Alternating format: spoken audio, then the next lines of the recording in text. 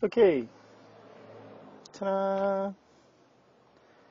Trying these new toys. This is the Master Almanac for 2011. I'm going to try to do a quick explanation of what the heck this thing is, so stay tuned. Here we have, this is the third year in a row that I've done the book, and for this year I decided 2 years I had about 30 pages worth of explanation up front, and then this year I decided to just put the almanac right up front and leave all the explanation to the back. The original inspiration for this project was to basically set most of the world's calendars together, one right next to the other, and then people could decide for themselves what was valid and what for them. And so I really try not to explain a lot, but let us all just kind of like figure it out as we go along. But every once in a while you gotta do some splainin'. So this is my splainin'. At the beginning of each month there is this yellow legend that explains what each one of the columns is, right? So you can see this is the column. I know it's a little fuzzy, but first column is the Gregorian date, the day of the week, planet that rules that day. And then you have the sacred geometry paintings, daily oracle and perpetual calendar, basically the painting of the day with the word for the day, which is presented as a question. Now all that, I've been painting sacred geometry for like about 15 years or so. And what happened is, after I reached 600 of them, I had this idea that I'd make a calendar out of them, and I selected out 366 images. And where the names for these came from is I wanted to know what does this sacred geometry image do, right? So what I did is I focused on an image. In this case, let's take the first one, January 1st, which is actually my version of the American flag, or the New World Flag, question mark is the real title of it. But it's called the Day of Promise. And how this came about, I'd focus on the image while doing 14 to 21 conscious breaths between the inhale and the exhale. And while asking the question, what does this image do? What am I feeling? Like a test, And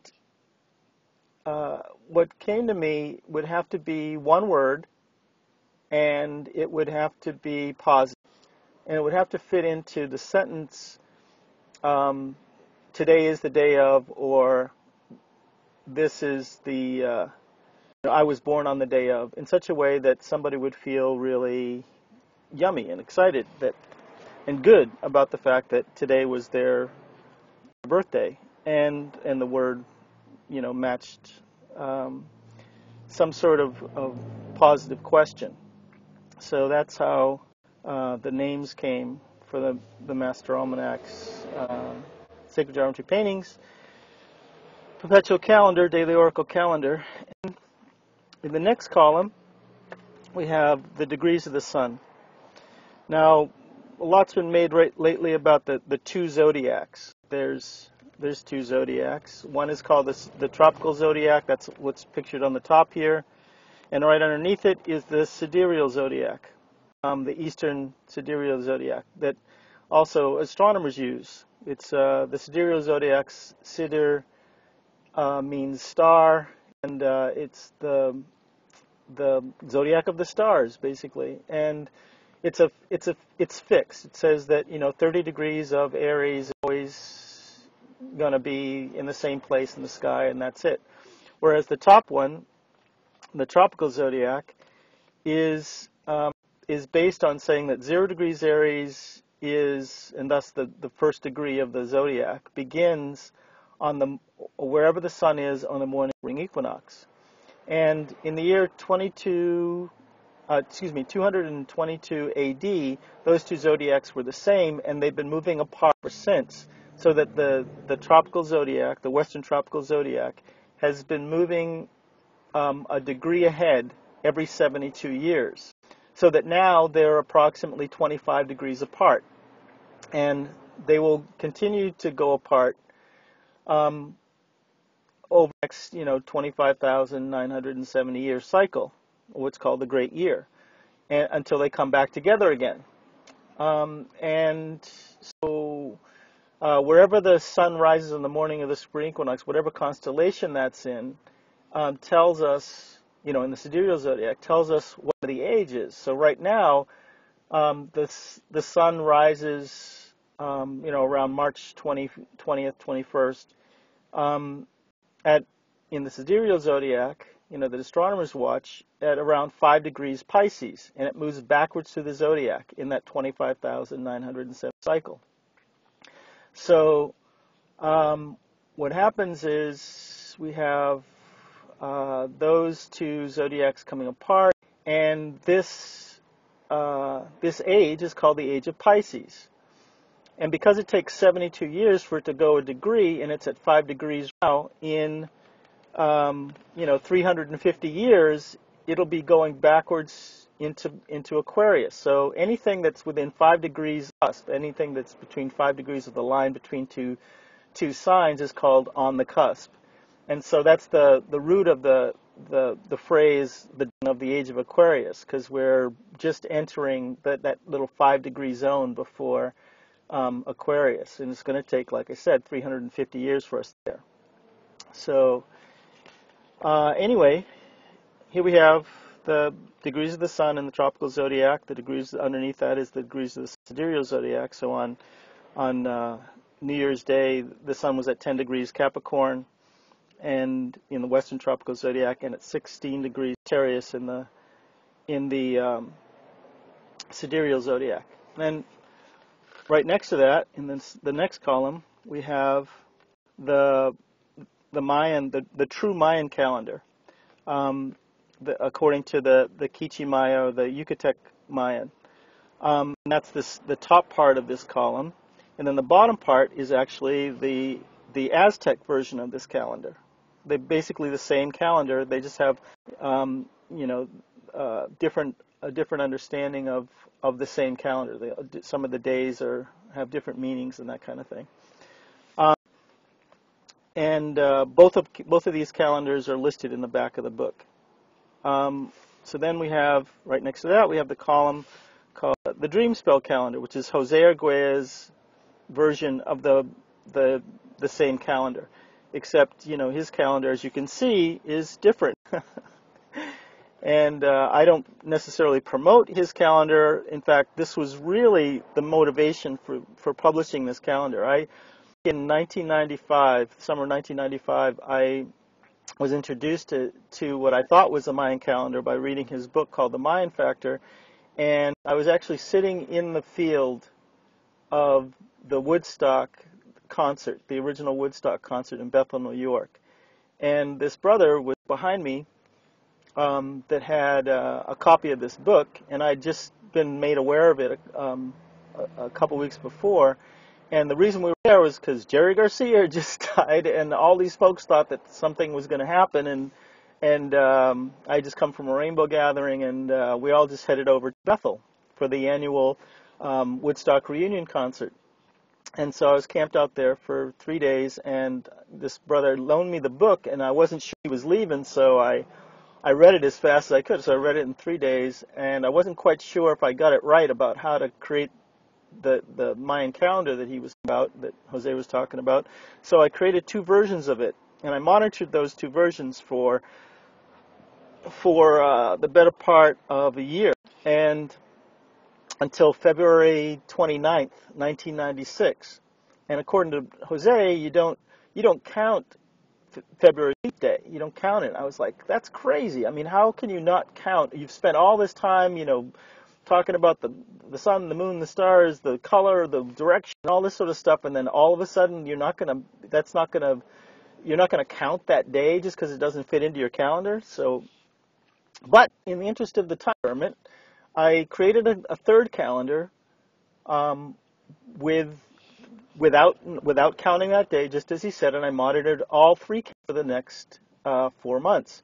And what I discovered is all three calendars were valid. And so that told me that the operative element in all three calendars was belief, what we invest in it. And, that's basically what I've found about all these calendars is a day is a day, but it's what we say it means.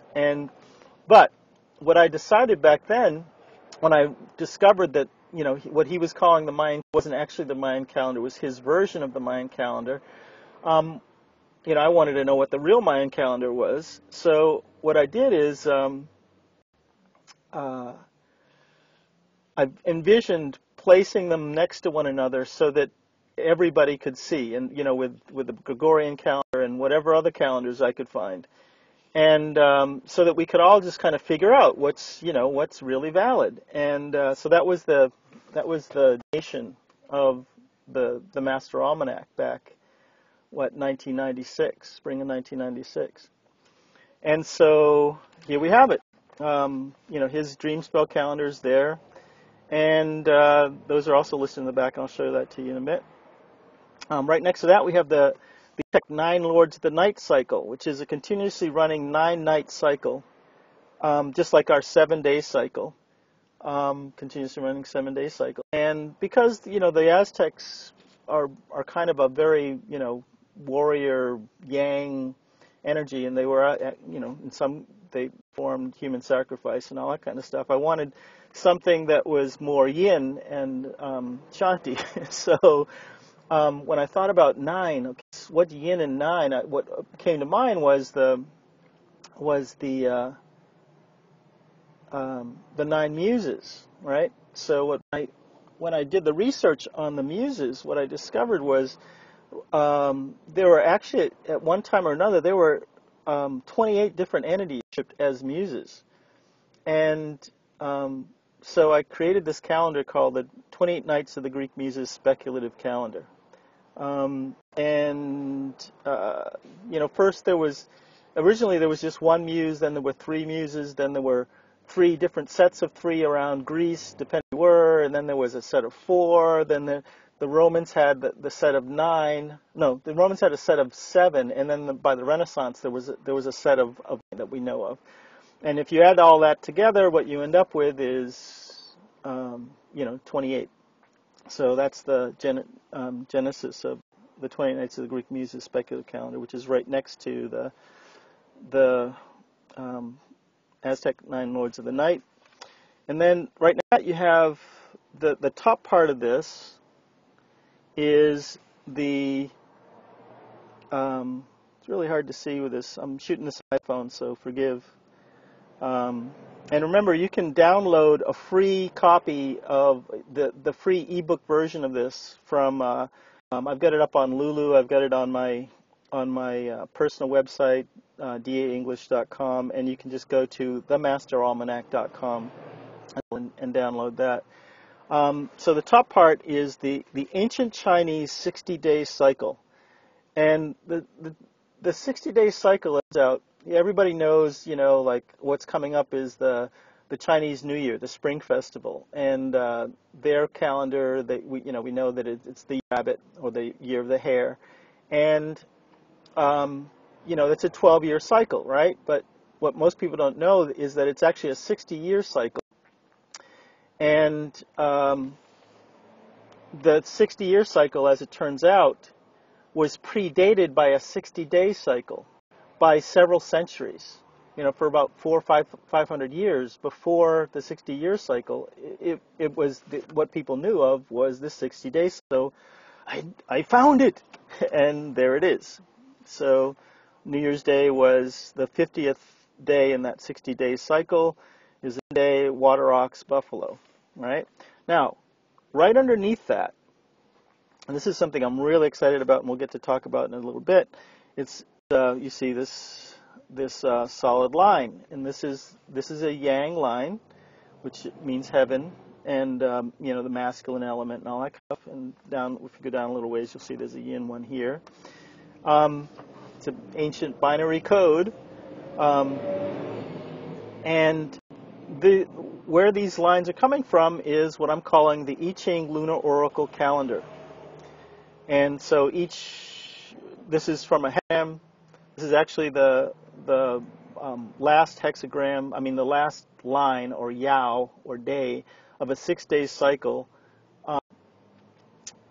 which happens to be the eighth hexagram. And what this whole calendar system was inspired by Terence McKenna, and like I said, I'll get to that after we finish. Very excited, very excited. All right, what we have in this column is the Hebrew calendar, and by the way, most people aren't aware, but the Hebrews calendar is a lunar calendar. It's one of the most accurate lunar calendars there is, but it's also the most modern version of the original Babylonian calendar, which makes it the last vestige of the original Sumerian calendar. So that goes back 5,000 years, and so I'm very excited to include that year's Master Almanac. And you notice that right next to it we have the Islamic calendar, because I figured, these two they really get along. And so, which is also a lunar calendar. So they're set right next to one another. And what's interesting, you can follow along and you can see they start to parallel one another, and they catch up, and one moves ahead and one moves behind, and it's kind of interesting. Brothers and sisters in the same family, whether they recognize it or not. So the top part of the Islamic calendar, is the lunar calendar is on top, and then underneath that you have the Manazel. Okay, the Arabic Manazels. Now the word zel means a resting place, because the caravans, going across the desert, when the sun reached its zenith, its high point, they would take call a siesta, right? They take a nap, and they call that a manazel.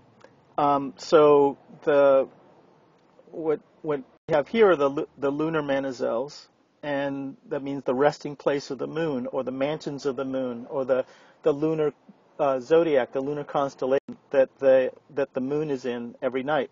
And what that means is, to them, the moon moves 13 degrees 20 minutes every day. They use the Western tropical zodiac to make this calculation. And what I've done is I've just listed the number of that lunar constellation right underneath the word Manazel. And so we can, you can flip to the book. And what do we have? That's Manazel 20. Whoa, come on now. Wrestling. We look here at the table of the Manazels, the Arabic Manazels, and we look at number 20. I'm even going to try to pronounce that. It's the constellation, their constellation, the ostriches.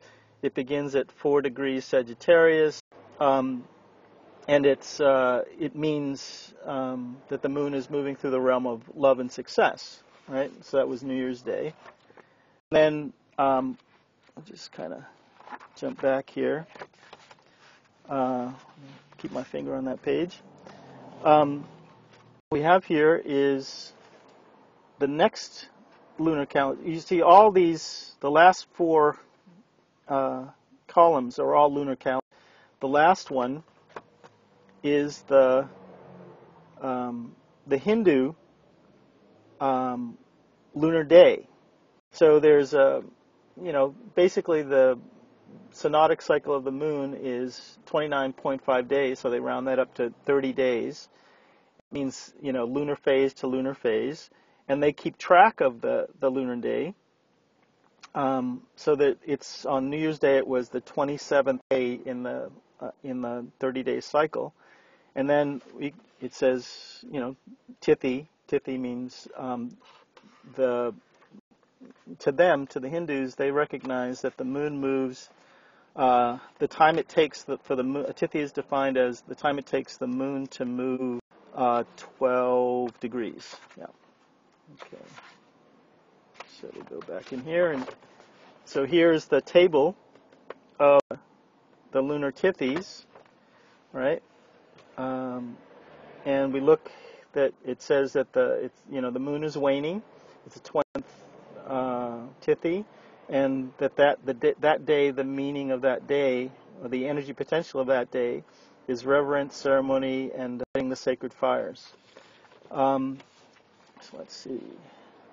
Go back, and then underneath that, of the Hindu nakshatra, now which is their mansions of the moon, their lunar zodiac, their constellation, and they, I think, count 7 lunar constellations, and on their calendar it was nakshatra number 16.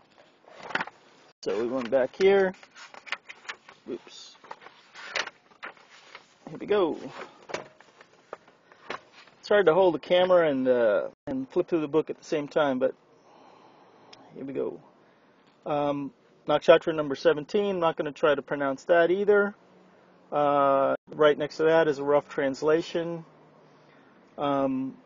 Disciple of Divine Spark, Lotus, Triumphal Arch is, roughly what that rough translation of that constellation is.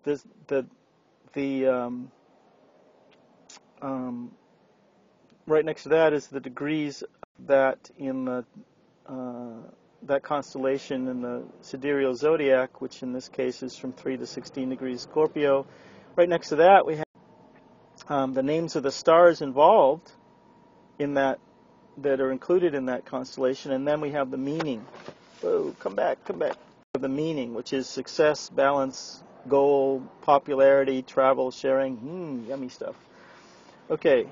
So one thing you need to know about all the notations in this calendar, it's all set to, instead of Greenwich, England, it's set to Central Time, 6 a.m. Central Time in the United States, which means that it's between around Chicago at 6 a.m. So the next column is the lunar phase photographic calendar. And so basically what I did is I photographed the moon for a month. That was fun. And then right underneath that we have the degrees of the moon in the Western Tropical Zodiac, which on New Year's 6 degrees Sagittarius. And then right underneath that we have the percentage of the moon visible, which is 9% according to the U.S. Naval Observatory. And then underneath that we have the degrees of the moon in the sidereal zodiac, the Eastern sidereal zodiac, which was 11 degrees Scorpio. And that's basically the makeup of the day pages. So you can go through this and find your birthday. And when you read your birthday, let's look at today. What is today? Is January 30th, I think. Yeah. Okay. So today is in the calendar, in the Sacred Geometry Paintings calendar, is it's a Sunday in the Gregorian calendar, which means it's ruled by the sun, which means that today is about playfulness, creativity, romance, and children, or childlike nature, right? Exploring our child nature. In my calendar, it's the 30th day of the calendar, and it's the day of exhilaration, question mark. And you can get a look at the image. Yeah, I love that piece. It's based on the 12th ALMANAC and the Masonic prayer, basically, which we could talk about another time. So then it says the sun is at 9 degrees Aquarius in the Western Zodiac. which means, the sun represents our path of self-realization and creative self-expression. And underneath that, it says that the sun is really in 15 degrees Capricorn. And so our path of self-realization is through Aquarius, which has to do with, brilliance, genius, humanitarian efforts, radical change and shifts. And Capricorn, 15 degrees Capricorn, is all about, solitude, learning and teaching, and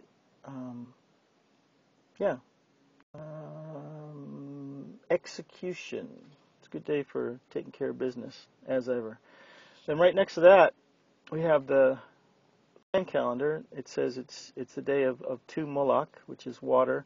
The energy is focused in the east, which has to do with new beginnings. In all these things is all about emotion, the element of emotion, and feeling, and there's certainly, it's because it's raining here, off and on. Right next to that, you have the Jose Arguelles calendar. It's 11 red spectral Earth. Not even going to go into it. I'm not real fond of his calendar. It's I'm not going to explain why right now either. So moving right along. Today, or tonight, I should say, is the 6th day of the Aztec 9 Lords of the Night, and it's I'm not going to pronounce this woman's name, this goddess. She's the goddess of the stars, birth, and running water. Once again, water is indicated, and yes, it is still raining. Okay. Next to that, we have the Greek muses. We have Neti, the lowest note of the musical scale, which has to do with, we're talking about the bass note. And so it's certainly a way to reformulate and work on your foundation. Which I want to step back here and share an intuition I was given by the universe. Years ago, I was camped out on the west coast on Polahali, the spirit's house, on this long beach on Kauai, and I was fasting I was doing an experiment to see how long I could go without drinking water, and so I was camped out there, and I asked the question, what is the exact degree that I should use between the sidereal and tropical zodiac, and the universe said it's 25. And I said, what's the difference between the two? And the universe said that if you can consider the sidereal zodiac is like the bass clef. It's like your bass note. It's like where you come from and who you are, right? It's your foundation. And then the treble clef is the Western tropical zodiac. It's where you are and what you're aspiring to, what you work on, and that just so resonated with me, and I've used it in a lot of my astrology readings with people, and I've never seen it not make sense. Okay, so anyway, where were we? Okay. So now today is here we go. Is number 19 in the Chinese 60-day cycle. Yeah, it's the Yang water horse. Once again, water is indicated, and did I mention it's raining? So then, today is also a Yin day. You can see by the Yao is a symbol for the Yin, and Earth, and also water.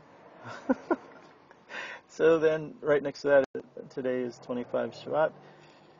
And then 26 Shafar in the Muslim calendar, it's Manazel 21. So let's look and see what Manazel 21 is.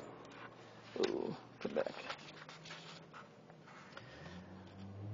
El Belda, the city, means the sun is the moon is in Sagittarius, the middle of Sagittarius. A good day for traveling, earnings, healing, and recovery. So it seems like overall, I'd say today is really about taking care of yourself, gone into um, your emotional foundation. It's water, a good day for, which is always, whenever you do that, you're healing yourself. Anyway, today, once again, it's the 27th day of the 30-day cycle, and it's a moon, and so it's really interesting. And so we know that from before, the 27th day is a day of reverence, ceremony, and lighting the sacred fire. Sacred fire is within each one of us. Fire is always another symbol for light. So, reverence, ceremony, lighting the sacred fire. Yes. Okay. So back. And the nakshatra 19. Nakshatra 19. Mula, the root. Once again, dealing with foundation. The moon is in Sagittarius. The tail of the scorpion is the star name that's involved in this. And the meaning is a good day for investigation, truthfulness, and directness. So, doing my best here. Okay, so then we get back here, and the moon is, there's 13% of the moon. The moon is at 28 degrees Sagittarius in the Western Tropical Zodiac. That means that it's basically conjunct the galactic center, so there's a certain amount. Several years ago, I was actually stuck on Maui for 5 days because there weren't any planes going out. I was flying standby. I had to go back to the nude beach I was camped on and camp out for another 5 days. Oh, bummer. And every night that I was there, I got woken up before dawn, before first light. In my dream, I would hear this: wake up, wake up, and look up. And eventually I did, and as soon as I opened my eyes, I found myself looking into the center of the Milky Way galaxy. I'd never really paid much attention to it before, but and as I did that, I started to get this really grandmotherly kind energy. Just I was experiencing this yummy kind energy, and it happened every night for 5 nights. And so I know that the galactic center is conscious. It's a pretty vast consciousness, and that it's a point of tremendous harmony and peace. So the moon is there. The moon goes. There's this energy of reflection and almost need and desire. So then the moon in the sidereal zodiac is at 3 degrees Sagittarius. So there, take that. Once again, the need for expansion and opportunity, because Jupiter, Sagittarius, and that's why we're scrounging around here, trying to expand our opportunities. So when you come to the end of the calendar pages, something miraculous occurs. Oh yeah, you'll see at the end here. Okay. Also in the book, wherever the Conscious Evolution Day Global Sunset Meditation are, they're listed in blue. So on December 31st, there's one for sunset and one for midnight. And yeah, so that's those. And then we come to the I Ching Lunar Oracle Calendar. Now, where's today? Today is January 30th. You'll notice that within each line of the hexagrams, there is the Gregorian date, the year, and the day of the week. which was so much fun to type. I'm so glad that I don't have to do it for another couple of years. Um, and so you're thinking, what the heck is this thing? This is another reason why I published this book, because, okay, McKenna, in 1995, when I was studying, the Mayan calendar, Jose's version of the Mayan calendar, he, talks about the I Ching and how the I Ching fits into his version of the calendar and all this. And in researching that, I, came across this notation. Terence McKenna and his brother Dennis, in 1975, published a book called The Hidden Landscape. And, he was an ethnobotanist. I think he worked for Harvard or Columbia, something like that. And they were down in Central America working with, shamans and mushroom cults and sort of stuff. And somehow I didn't read the book, but I read this one paragraph where he's talking about how the I Ching, the 64 hexagrams of the I Ching, are a Mayan calendar. Are a lunar calendar. And I was like, well, how is that? How is it a lunar calendar? That doesn't make any sense to me, okay? Until a couple of years ago, like 3 years ago, I figured it out. So these are the 64 hexagrams of the I Ching, right? The word I Ching means the Book of Changes. The Book of Changes means basically there are 64 states of change that somebody observed a long time ago.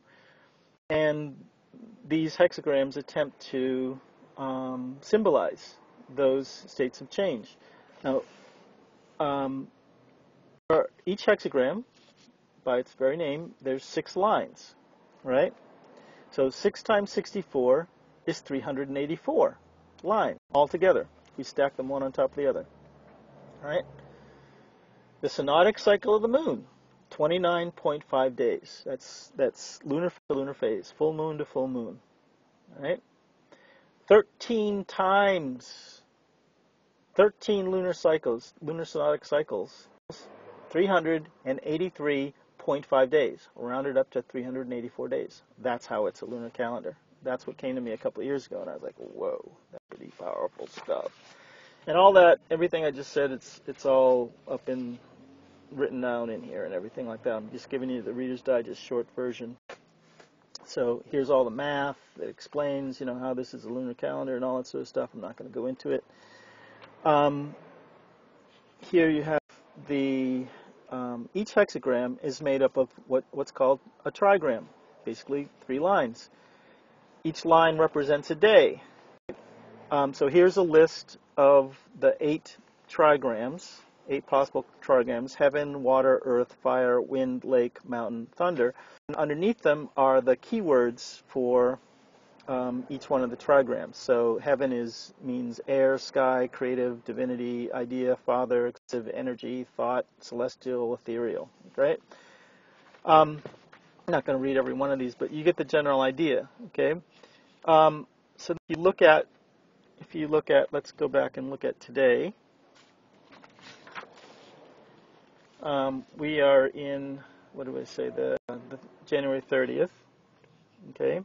And you can see that it's heaven on fire, right? The hexagram number 13. And in this hexagram, the way that you read a hexagram is you read from the bottom up, meaning that the 3 days, the top 3 days of the trigram, top 3 lines are the old energy, and the bottom 3 lines are the new energy that's seeking to emerge up through and supplant the old energy. Okay, so when this 6-day cycle began, it was established as heaven, right? Which is sky and idea and all that, very ethereal and all that. And now we're in the middle yao, the middle line of the 5th day of the cycle, and the middle line of this 3-day cycle. and of the 3-day cycle of fire. Fire is life, um, and um, and also action, right? Taking action. So it's about another way of looking at this is, you know, we have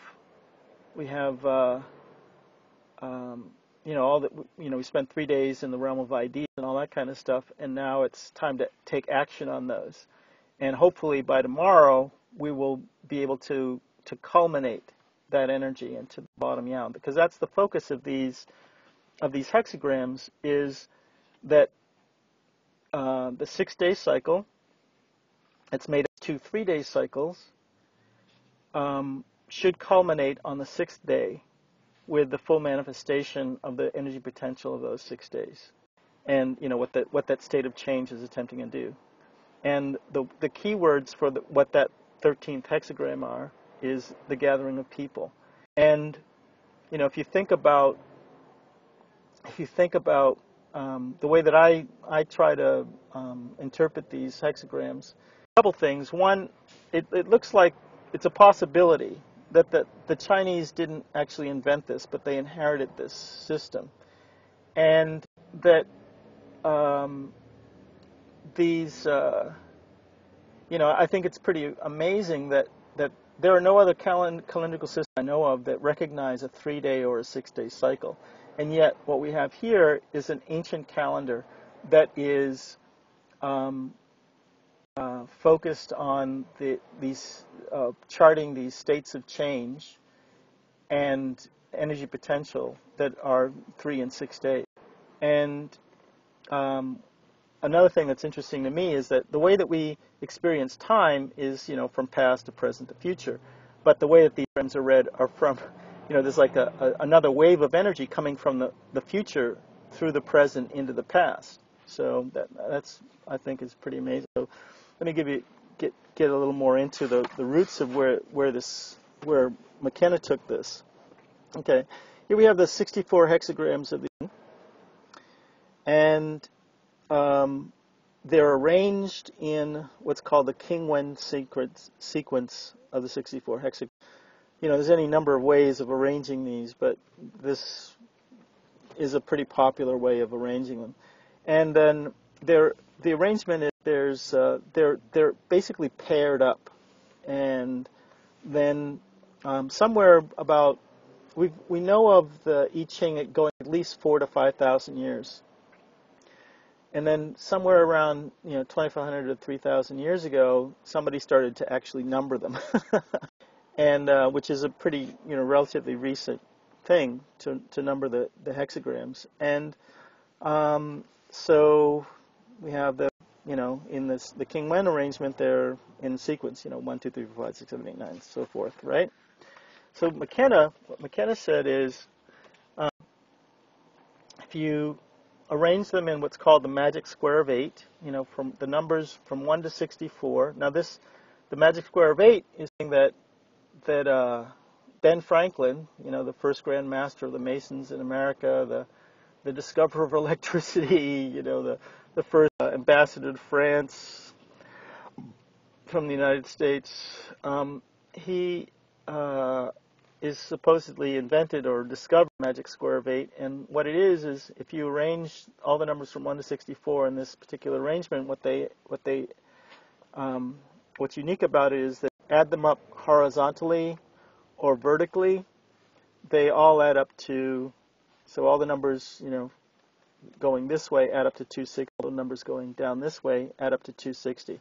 What's significant about the number 260? Well, that's the same number of days in the Mesoamerican calendar, the Mayan calendar, the Solcan. It's also the amount of time that roughly that Venus spends as the morning star, and that Venus spends as the evening star. And it's really close to the human gestation period of 9 months. So crazy. Anyway, so once they're in this arrangement of the magic square, McKenna said, okay, then if you connect them, once again you try to connect a line in sequence. So 1, 2, 3, 4, 5, 6, and so forth. What you end up with are these really interesting designs. these little squiggly arrangements, this pattern, right? He calls a time wave, and it's somewhat of a cosmic pattern. And you notice how it's fully manifested on this side, and then it's connected over here, and it does the same thing again, and then connects down here.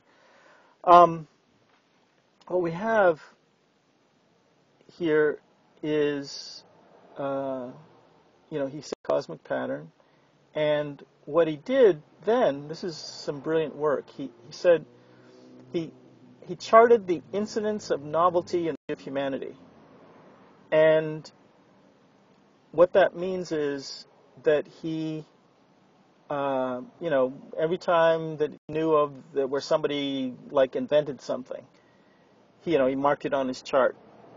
And what he noticed was that it followed this pattern, except that, and according to him, he didn't know anything about the Mayan calendar at the time. But what it is that up until, he said that this pattern was accelerating, and it looked like it was going to accelerate up to December 15th, 2012. We will have covered only half a pattern, and that in the last 6 days leading up to December 21st, 2012 at 12:07 p.m., that we would cover half of the pattern, the whole entire second half of the pattern of the I Ching. And we'll see if that happens.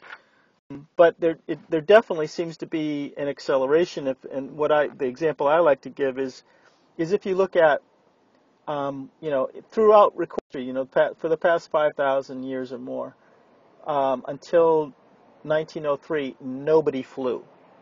Then 1903, a couple of brothers head out into the dunes of Kill Devil Hills in North Carolina, and put a couple of sticks and some fabric together, and they fly.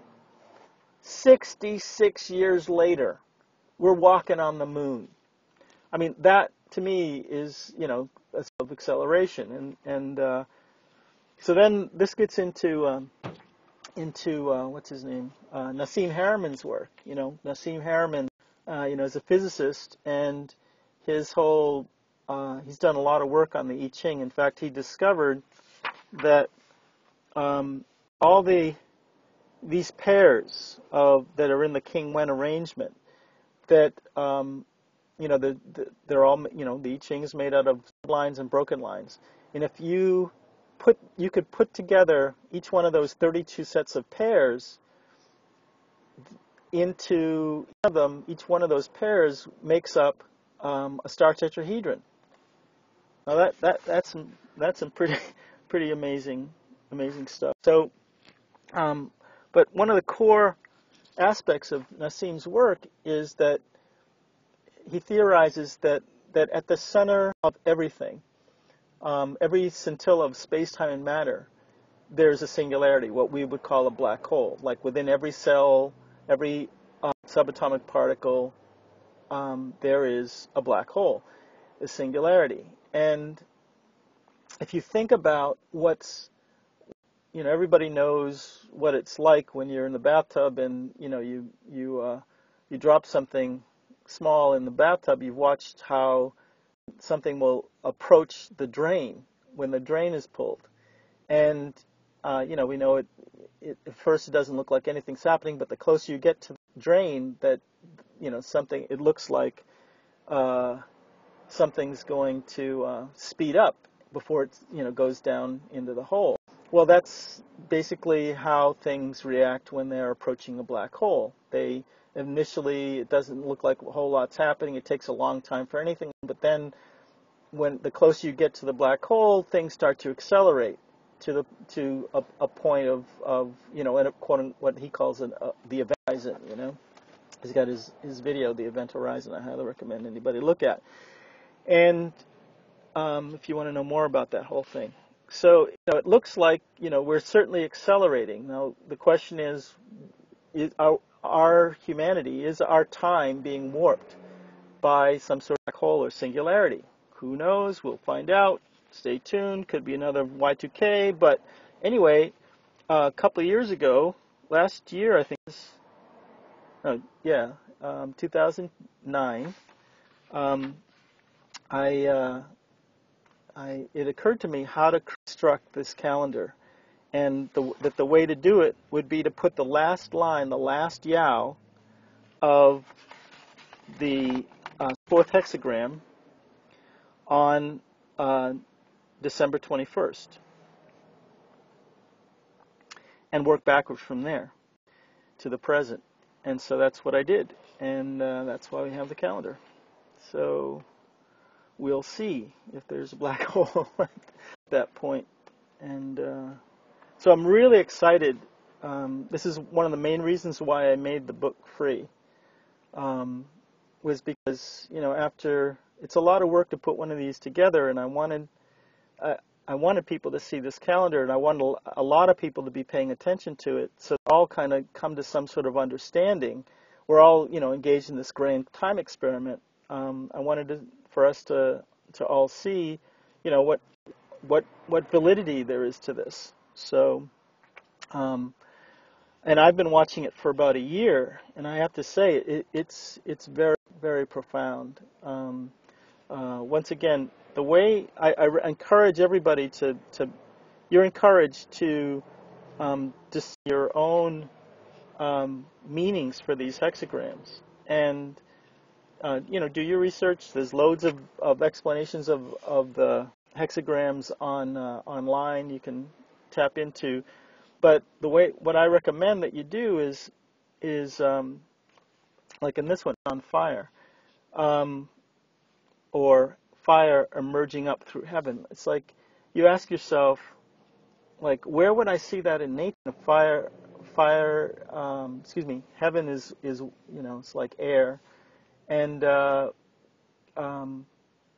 fire, being consumed basically by any time that you have a fire on the ground.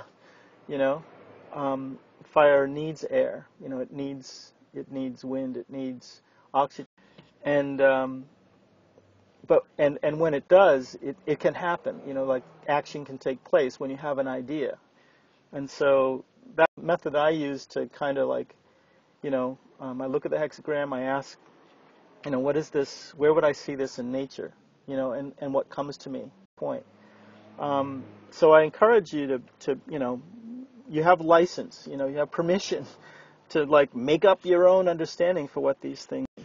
And let's see. So after the I Ching pages, I Ching lunar oral pages, here's once again this is the page with all the explanation of how it's a lunar calendar.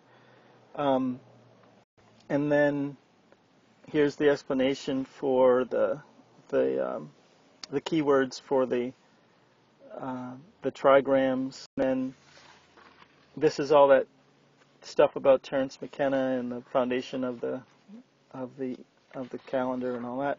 And then we get right into, this is the real Mayan calendar, right? All the way through. It doesn't end on December 21st. There's December 21st right there. Don't know if this is picking it up because the sun's getting real bright in here. But then it actually ends on March 31st, 2013. At least this. But the Mayans keep like 20 different calendars. So one of the calendar that ends on that date, the December 21st, 2012 date. There's conjecture that it already ended last year, or that it's ending this year in 2011 sometime, that it ends in 2013, that it ends in 2014.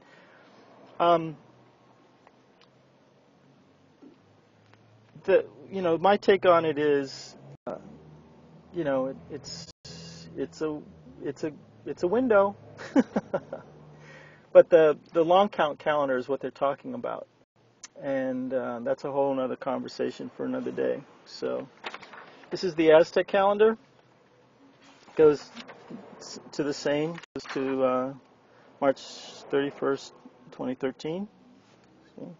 March 31st, 2013. And then there's the Dream Swell calendar in all its glory and splendor. and that ends on February 12th, 2013. Then we have the Hindu nakshatras, the list of Hindu nakshatras. Oh, play nice. We have the Arabic manazels, the Hindu Tithis, the list of the 28 Greek muses, and then we get into the pages of explanation for. I said there's 30 pages, but I know that it's actually 30 pages. There's a lot of pages that will explain each one of the counts to a degree, as little as possible, because I'm basically lazy. So then we have, the Sacred Geometry Paintings Daily Oracle Calendar, and each one of the months has a little explanation of the origin of the month.